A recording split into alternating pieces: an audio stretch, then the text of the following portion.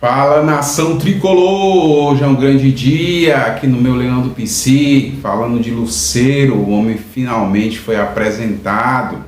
O presidente Marcelo Paes deu entrevista aí no Band Esportes. A gente vai estar nesse vídeo apresentando a primeira parte da entrevista.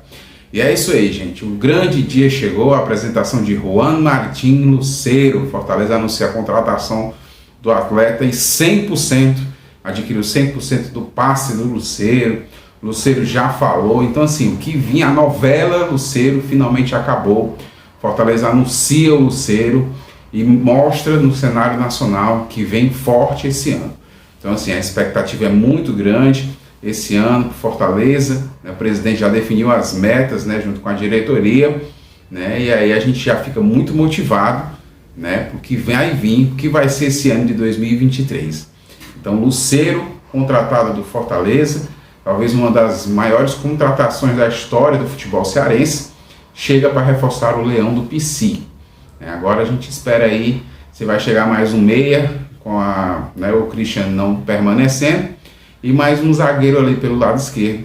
É as expectativas da torcida. Mas a gente está muito motivado e vamos estar amanhã no Presidente Vargas, lotando o estádio para conhecer como é que está esse elenco.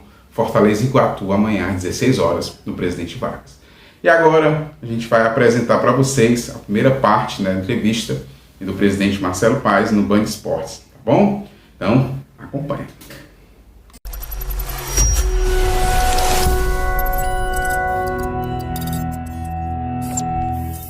Desafiador para esse ano, então tá aqui com a gente o presidente do Fortaleza, o Marcelo Paes.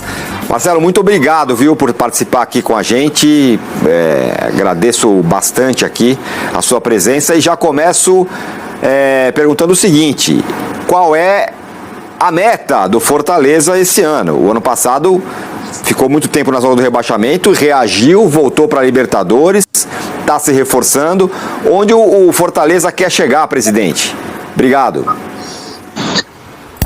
Bem, boa tarde, alegria estar falando com vocês aqui no G4, uma bancada aí de craques, de pessoas que eu admiro.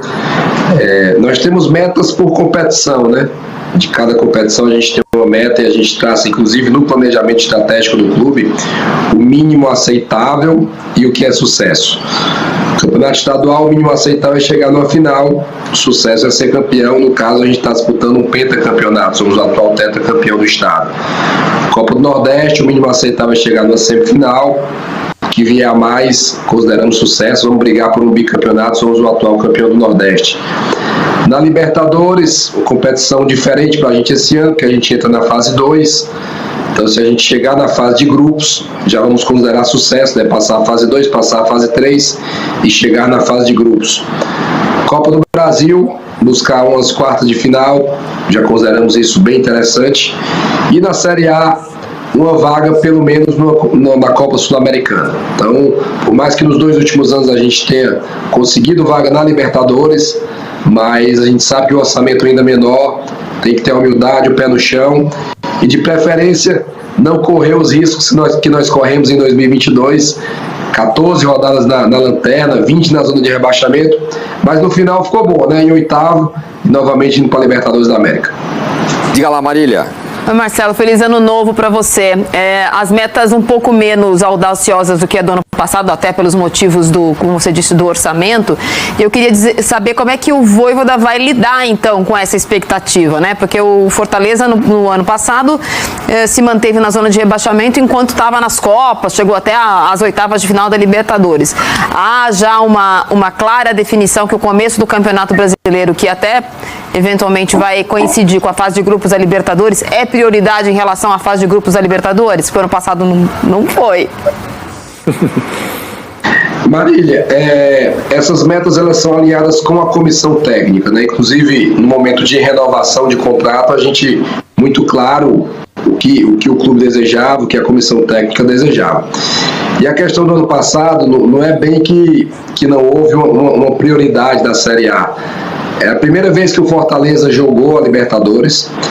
A Série A e a Libertadores são as duas competições mais fortes do nosso continente e poucos clubes conseguem, de fato, ter um elenco, ter uma estrutura que condicione você ir bem nas duas competições. Então nós sofremos sim, né, isso é um fato. Quando saímos da Libertadores e passamos a ter praticamente só o Brasileiro e a Copa do Brasil, mais tempo de descanso, menos viagens, a nossa performance melhorou. E o antídoto para isso é o que a gente está fazendo agora, formando um elenco mais robusto, formando um elenco mais qualificado, mais forte, desde o início do ano. Ano passado tivemos que fazer as correções na janela de julho, demorou, né, até porque também foi o primeiro ano que teve janela, então isso dificultou reposição ao longo do ano.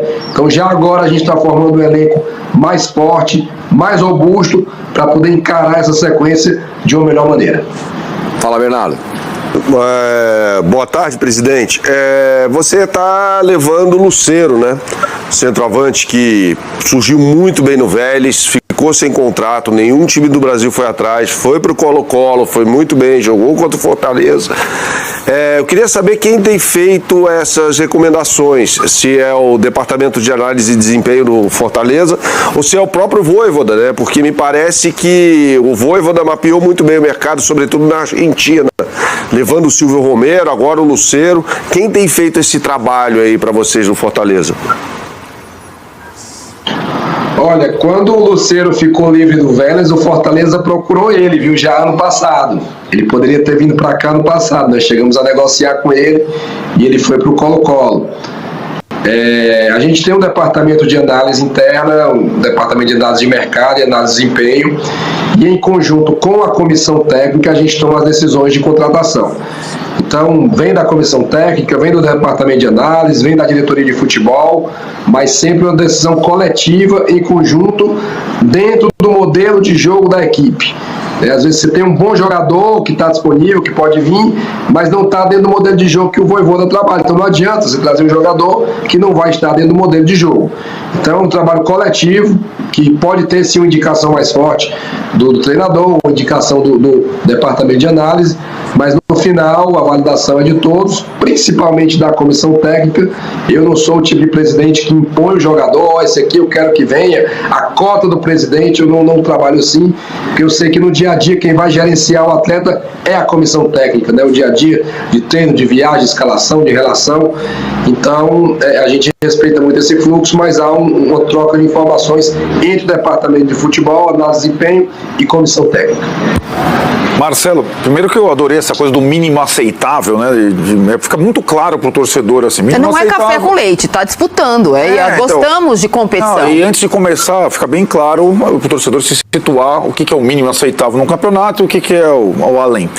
Mas a minha pergunta é em relação à ausência do principal rival na primeira divisão do campeonato, porque a minha impressão é que Ceará e Fortaleza se retroalimentaram nesses últimos anos, uma espécie de desafio particular, interessante, esportivo, econômico muitas vezes, disputando jogadores.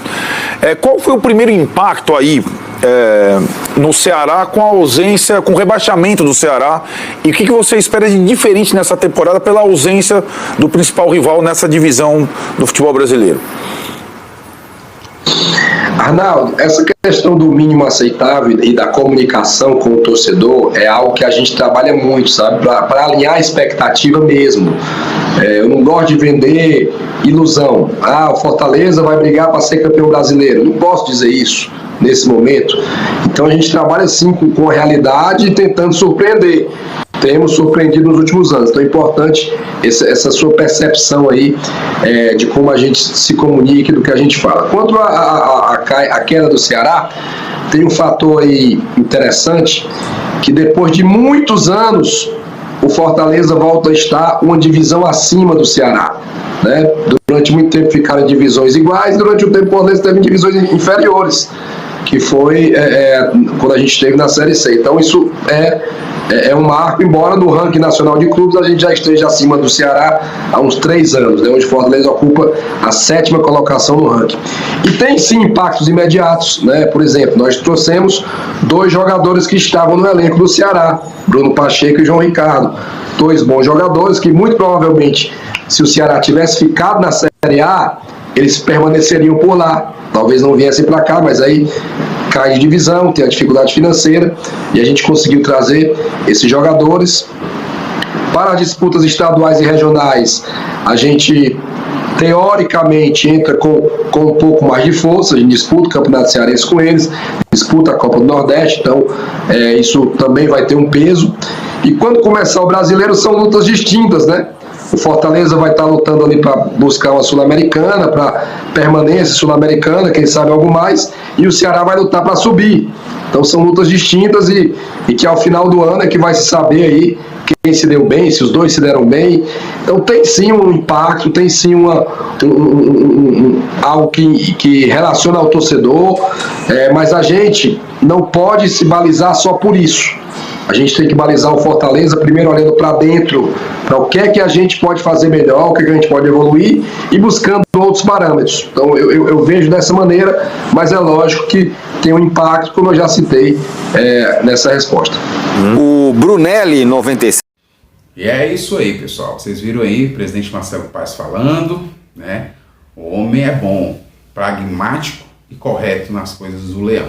Ok? Em breve a gente vai estar lançando aí a segunda parte dessa entrevista do Fortaleza Esporte Clube, né? O presidente do Fortaleza, Marcelo Paes, ao Band Esportes. Então, já deixa o teu like aí, teu comentário sobre o que você achou. E se você não está inscrito ainda no canal, faz a tua inscrição. Não esquece de também nos seguir lá no Instagram, @meuleandropc Fortaleza, tá bom? Um abraço e tudo de bom.